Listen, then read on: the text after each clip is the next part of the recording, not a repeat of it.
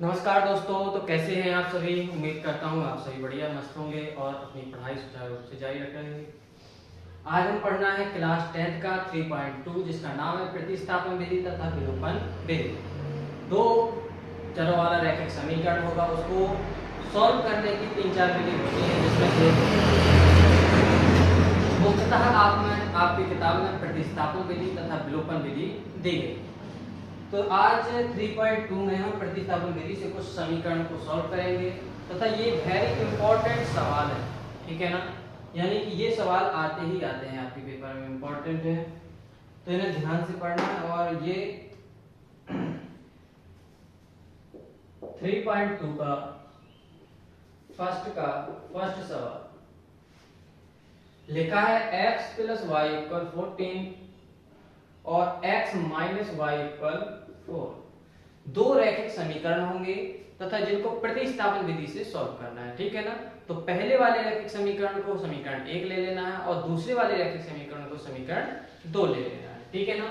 माना कि ये इक्वेशन फर्स्ट है और ये इक्वेशन सेकंड है। तो प्रतिस्थापन विधि में क्या करना पड़ता है कि इन दोनों समीकरणों में से किसी एक समीकरण को ले लेना है। तो माना समीकरण 1 से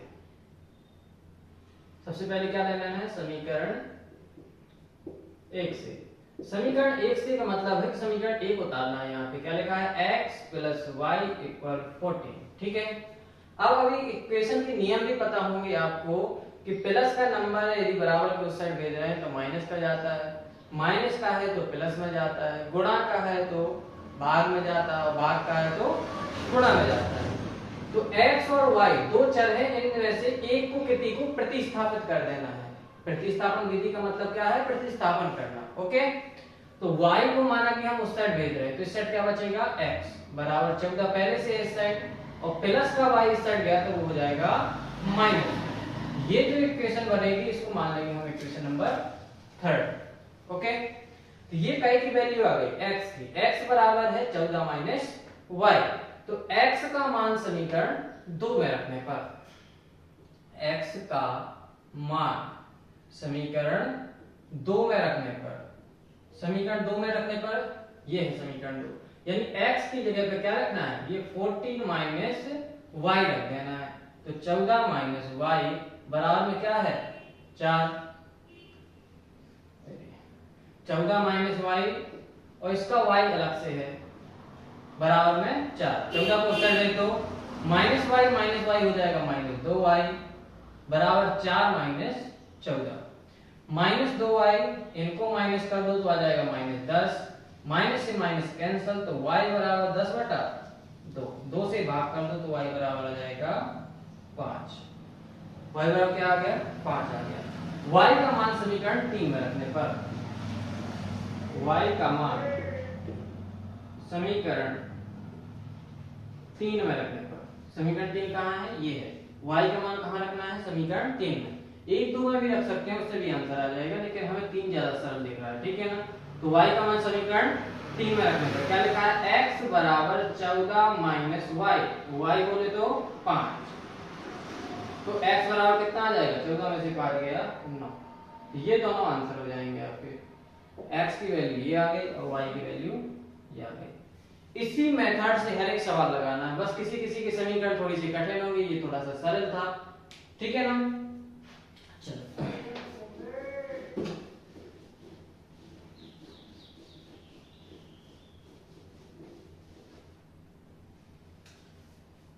3.2 का सेकंड सवाल है, फर्स्ट का सेकंड सवाल, s माइनस टी, हम s को ऐसा बना ले रहे हैं, s माइनस टी इक्वल 3। दूसरा समीकरण है s upon 3 plus T upon 2 equal है 6, ठीक है ना।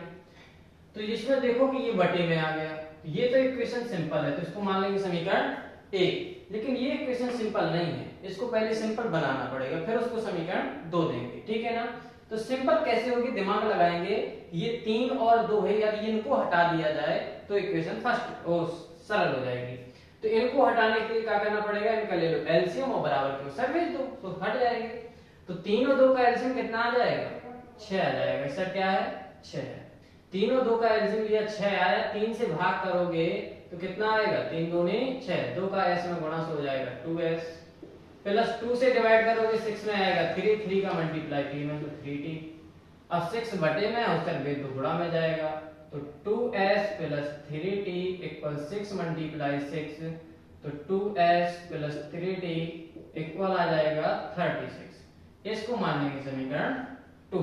ठीक है, ध्यान रखना कि ऐसे समीकरण जो थोड़ी सी डिफिकल्ट दिख रहे हो, आगे भी सवाल हैं कुछ पॉइंट वाले कुछ अपन वाले, तो उनको फ्रैक्शन से या फिर किसी न किसी प्रकार से सिंपल फॉर्म में लाना है, फिर समीकरण 1 और 2 मानना है। इससे भी सॉल्व हो सकता था, परंतु इसको सॉल्व करते इसमें वैल्यू रखते तो वो कठिन हो जाता, तो इसको पहले ही सॉल्व कर लो, ज्यादा सही रहेगा। ठीक है ना, समीकरण 1 व 2 से, तो इसी को 1 को ले लो, माना कि समीकरण 1 से, समीकरण 1 में क्या है, s माइनस टी इक्वल है 3, माइनस टी है उस साइड भेज दो, क्या में जाएगा, प्लस में जाएगा, तो 3 प्लस टी आ जाएगा। ये जो समीकरण बनेगा इसको मान लेंगे हम समीकरण 3। वही नियम है कि s का मान समीकरण 2 में रखने पर, x का मान समीकरण 2 में रखने पर, इतना याद रखना कि यहाँ पे समीकरण 1 ले रहे तो मान 2 में रखोगे, यदि यहाँ पे 2 ले रहे तो समीकरण मान 1 में रखोगे, यदि 1 से लिया और 1 ही मान रख दोगे तो वो 0 हो जाएगा। ठीक है, तो s का मान समीकरण 2 में रखेंगे आराम से, ये है 2s प्लस 3t इक्वल 36। तो s की जगह पे क्या रखना है, s की जगह पे 3 प्लस t रखना है, यानी कि 2 तो लिखा ही रहेगा, s की जगह पे बस क्या लिख दो, 3 प्लस t लिख दो, 3 प्लस t। यहाँ पे क्या लिखा है, प्लस में है 3t, तो 3t का 3t इक्वल क्या लिखा है 36। इतना कर लोगे, आगे बढ़े तो ये ब्रैकेट के बाहर जो भी नंबर होता है उसके अंदर मल्टीप्लाई, 2 3 जा 6 और 2 का t में तो आ जाएगा 2t प्लस 3t इक्वल 36। ये प्लस का 6 है उसका भेज दो, माइनस में जाएगा, 2t और 3t कितने हो गए 5t equal 36 minus 6, 5t equal आ जाएगा 30, तो t इक्वल आ जाएगा 30/5, 5 से डिवाइड कर दोगे t इक्वल आ जाएगा 6। t की वैल्यू कितनी आ गई 6, इसको तो सॉल्व करके बन जाता है ना, हाँ। तो t का मान समीकरण 3 में रखने पर, t का मान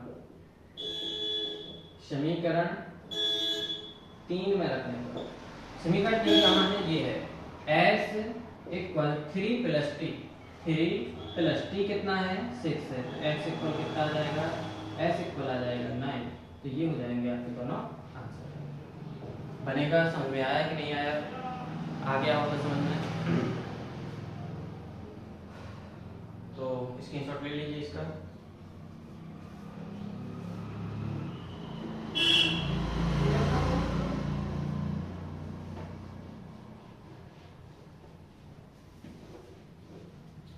थ्री पॉइंट 2 का फर्स्ट का थर्ड सवाल पढ़ेंगे। अब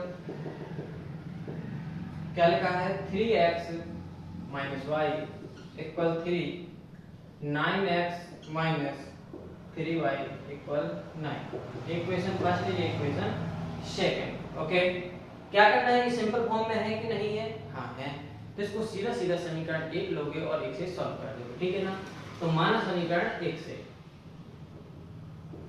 समीकरण 1 में क्या है, 3x माइनस वाई इक्वल 3। ठीक है ना, माइनस वाई को सर भेज दो तो आ जाएगा 3x इक्वल 3 प्लस वाई। अब ये x बस चाहिए हमें यहाँ पे, तो 3 को भी इस साइड भेजना पड़ेगा, तो x इक्वल आ जाएगा 3 प्लस वाई अपॉन 3। ये अपॉन में क्यों आया, क्योंकि पता है कि x के बाद में जो भी नंबर है वो मल्टीप्लाई में है।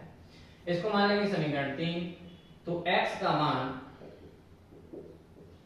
समीकरण 2 में रखने पर, कहाँ है 2, ये है, क्या लिखा है 9x, x बोले तो इतना 3 प्लस वाई अपॉन 3। कई लोग यहाँ से यहाँ कैंसिल कर देते, तो कैंसिल मत किया करो, ऐसे नहीं होता है।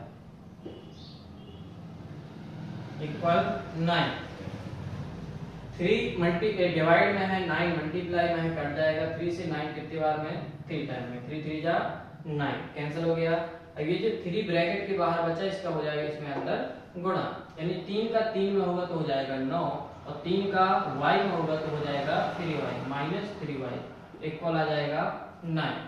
9 प्लस का अवसर भेज दो माइनस में, 3y में से 3y जाएगा, बचेगा 0y, यानी y कैंसिल हो जाएगा। 9 माइनस वाई इक्वल टू 0, तो 0y इक्वल 0 यानी कि y इक्वल क्या आ जाएगा 0 आ जाएगा। तो y की वैल्यू कितनी आ गई 0 आ गई। y का मान समीकरण 3 में रखने पर y का मान कहाँ रखना है समीकरण 3 में रखना है।